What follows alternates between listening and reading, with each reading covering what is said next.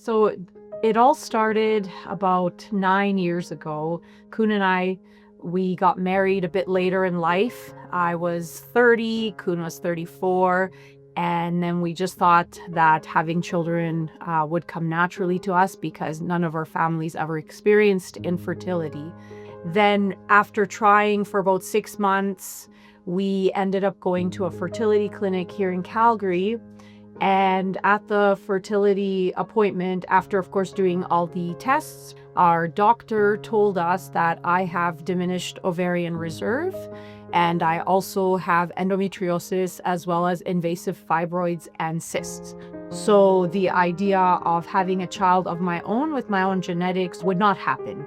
And it would look very different because I would need an egg donor and perhaps also a surrogate due to the invasive environment of my uterus. So some of the hardest moments during our journey I found, especially for myself, is losing the genetic link that I would have with my future child or children. Knowing that put a different perspective, of course, on things.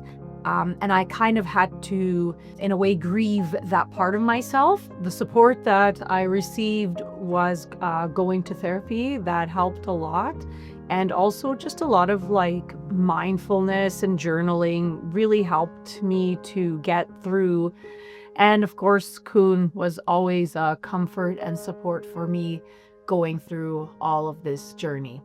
What I find very difficult about, especially in the beginning of that journey, is all of a sudden something that is supposedly in your control. All of a sudden you don't. You're completely without any control, and there's a lot of waiting and uncertainty and things that you're depending on other people all of a sudden in order to start a family, and that's difficult as well. I remember the moment that our doctor told us that the only way that we would have children would be through egg donation and surrogacy. I remember the overwhelming feelings and the whirlwind of emotions that both of us went through at that doctor's office. Right away trying to think of solutions and not maybe recognizing right away the sort of the emotional toll that it took on Barbara, and also I remember being quite appalled by some of the bedside manners of the physicians involved in the whole thing, and so that was a bit challenging in the beginning for sure. For me, it was a sense of loss, a sense of grieving. It was all of the emotions kind of thrown at you at the same time. As Koen mentioned before, our doctor, she was quite harsh, and there was just no support there. There was no empathy whatsoever. The whole sort of option of surrogacy and egg donation, it wasn't even sort of discussed with us or brought up as an option. She was just like, yeah, it's not going to work for you guys, and don't even bother trying IVF because that's also not going to work. So it was really, this sort of sense of loss, like Barbara said, and then also, what are you going to do next? So after many years, we finally chose the path to do surrogacy in an egg donation in Mexico. It sounded all so incredibly amazing in the sense of timing. We are not young by any means, and age definitely played a factor into it.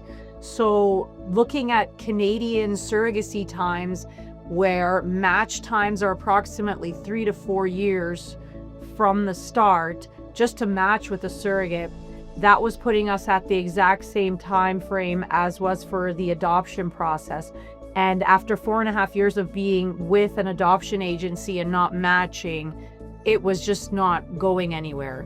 So we decided to look at Mexico due to their quick match times as well as time frames.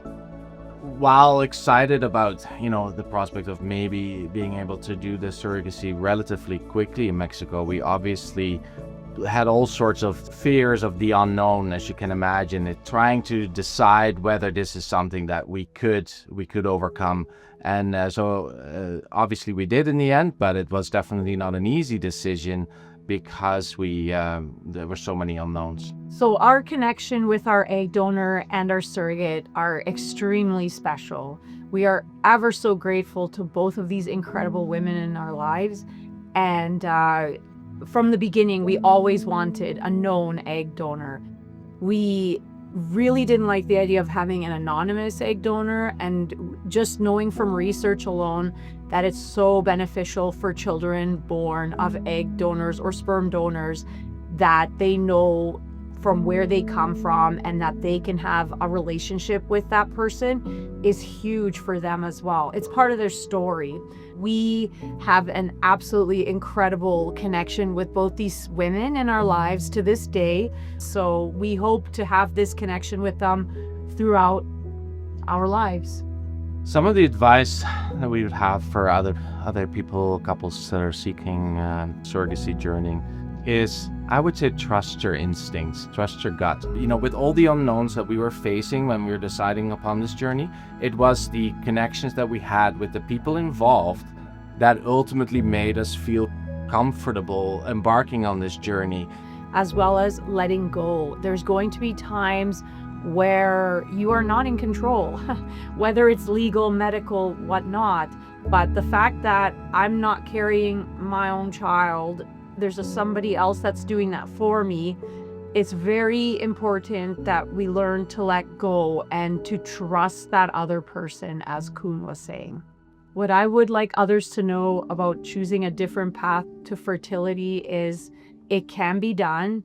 I'm not saying it was easy at all for us, but it can be done. And the most amazing part is that you get to have these amazing connections with these people for the rest of your life, hopefully, because these people are a part of our lives forever. Like, we are interconnected with our surrogate, with our egg donor, and we really want that for our daughter too. And we talk to her about this so that she knows as she gets older her own story.